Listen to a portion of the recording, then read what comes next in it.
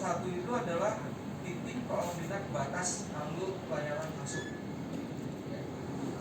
Nah, Bapak lihat ya. Jadi kalau dilihat nanti di alur masuk itu ada titik-titik kiri, ada titik-titik kanan. Dan itu harus dinyatakan dalam bentuk koordinat. Nah, nanti menjadi pertanyaan ya, koordinat ini koordinat apa ya? Alur, Pak. Koordinat apa ya? Ya, ini kan memang alur, ini kan diwakili oleh titik-titik. Maksud saya kalau sistemnya seperti ini kan sudah dipelajari kemarin di situ. Ini namanya koordinat apa?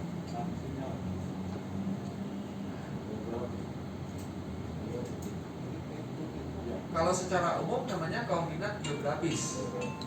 Nah, tapi kalau dia sudah merujuk kepada elipsoid tertentu, misalnya WGS 84 yang digunakan dalam sistem GPS, maka ini namanya menjadi koordinat geodetik. Nah, pemahaman tentang itu perlu kan, Bapak? Itu maksud saya. Jadi penentuan alur itu bukan menentukan garis di laut sebetulnya, menentukan koordinat titik sebetulnya. Nah, nanti koordinat titik itu dihubungkan satu dengan yang lain, baru dia membentuk apa? Garis. Bisa dibayangkan? Sama aja dengan ini ya, misalnya kalau Bapak menentukan garis pantai secara terestris, yang Bapak survei kan titik-titik detail garis pantainya, bukan garisnya kan? Kenapa? Nah, nanti setelah diplot di atas peta, baru kemudian titik demi titik itu dihubungkan dan menjadi garis, namanya garis pantai. Ini juga sama. Jadi dinyatakan di sini dalam sistem koordinat geodetik. Walaupun saya belum baca lengkap ya, ada kemungkinan memang ini adalah sistem koordinatnya menggunakan elipsoid WGS 84. Ya, WGS 84 itu merupakan elipsoid global, Pak.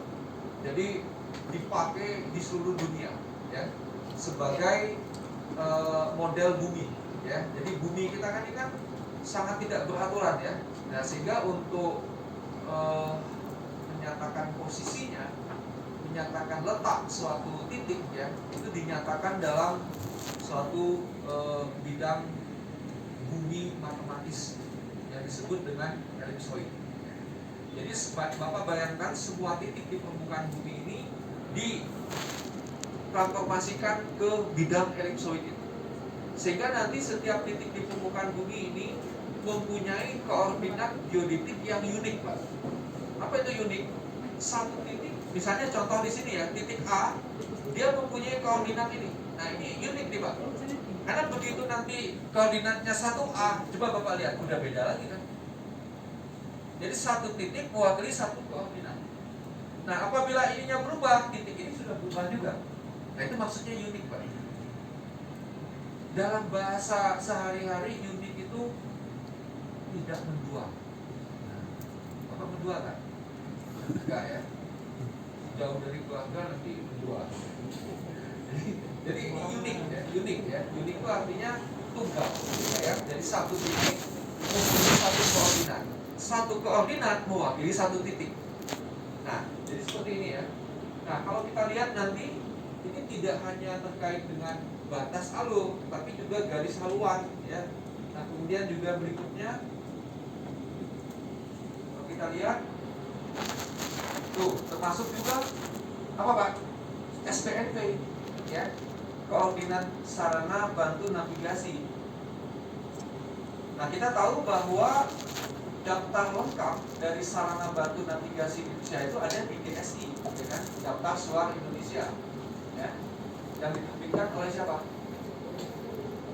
Oleh Pusat Geografi Oceanografi. Tapi datanya sepanjang yang saya ketahui, tolong dikoreksi, Pak, ya, dari bapak-bapak juga, betul ya? Ya. Kemudian di samping itu juga ini masih ya, masih SPNV. Tuh, bahkan rencana pun ada di sini, Pak. Rencana itu berarti belum dipasang ya. Nah, berarti nanti Bapak ada survei lagi tuh. Proyek, Pak. Survei untuk penentuan lokasi, ya. Kemudian ya itu ya, paling tidak seperti itu. Nah, kemudian kita lihat juga sistem rutenya, Pak. Jadi dalam satu SK ini ya, dalam satu SK ini Juga bukan hanya alur pelayaran, tapi juga sistem tutor ya, sesuai dengan 4 tugas tadi. Nah, bahkan yang lengkap itu adalah petanya juga sudah ada, Pak. Peta petanya ini juga sudah ada ya. Jadi ini adalah peta alur pelayaran masuknya ya, kemudian ini zona labunya. Nah, seperti itu, Pak ya. Nah, pembicaraan kita, materi pelatihan kita pagi hingga siang ini nanti coba untuk menyampaikan secara global, Pak ya, secara global, karena nanti ada bagian-bagian detailnya akan dijelaskan di materi yang lain ya, seperti itu ya. Jadi misalnya diupayakan alur pelayaran itu pertama untuk misalnya ya untuk kondisi oceanografi lautnya itu cenderung tenang. Nah, seperti apa itu yang dimaksud dengan tenang itu? Kemudian arusnya seperti apa, gelombangnya apa. Nah, itu nanti akan ada pembahasan khusus ya. Jadi di sini sebetulnya kerangka umumnya saja ya. Nanti yang lebih detail itu nanti akan disampaikan pada kuliah yang atau pada materi pelatihan yang lain.